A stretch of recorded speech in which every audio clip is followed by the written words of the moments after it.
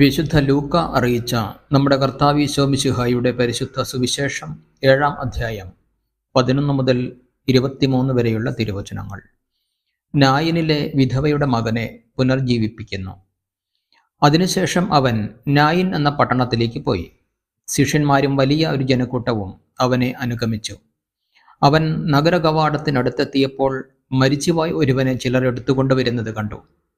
ഒരു വിധവയുടെ ഏക പുത്രനായിരുന്നു അവൻ.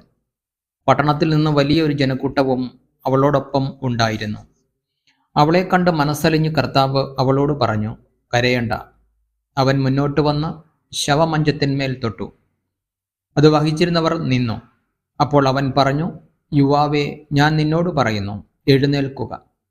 മരിച്ചവൻ ഉടനെ എഴുന്നേറ്റിരുന്നു. അവൻ സംസാരിക്കാൻ തുടങ്ങി. യേശു അവനെ അമ്മയ്ക്ക് ഏൽപ്പിച്ചു കൊടുത്തു. എല്ലാവരും ഭയപ്പെട്ടു. അവർ ദൈവത്തെ സ്തുതിച്ചുകൊണ്ട് പറഞ്ഞു, ഒരു വലിയ പ്രവാചകൻ നമ്മുടെ ഇടയിൽ ഉദയം ചെയ്തിരിക്കുന്നു. ദൈവം തൻ്റെ ജനത്തെ സന്ദർശിച്ചിരിക്കുന്നു.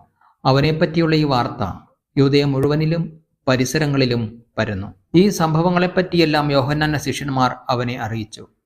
അവൻ ശിഷ്യന്മാരിൽ 2 പേരെ വിളിച്ച്, വരാനിരിക്കുന്നവൻ നീ തന്നെയോ അതോ ഞങ്ങൾ വേറൊരുവനെ കാത്തിരിക്കണമോ എന്ന് കർത്താവിനോട് ചോദിക്കുവാൻ പറഞ്ഞയച്ചു.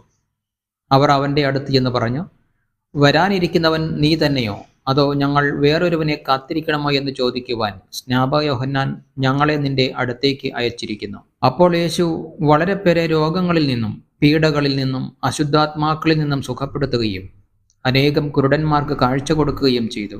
അവൻ പറഞ്ഞു, നിങ്ങൾ കാണുകയും കേൾക്കുകയും ചെയ്തതെല്ലാം ചെന്ന് യോഹന്നാനെ അറിയിക്കുക. കുരുടന്മാർ കാണുന്നു, മുടന്തന്മാർ നടക്കുന്നു, കുഷ്ഠരോഗികൾ സുഖപ്പെടുന്നു, ചെകിടർ കേൾക്കുന്നു, മരിച്ചവർ ഉയർപ്പിക്കപ്പെടുന്നു, ദരിദ്രരോട് സുവിശേഷം പ്രസംഗിക്കപ്പെടുന്നു. എന്നിൽ ഇടർച്ചയുണ്ടാകാത്തവൻ ഭാഗ്യവാൻ.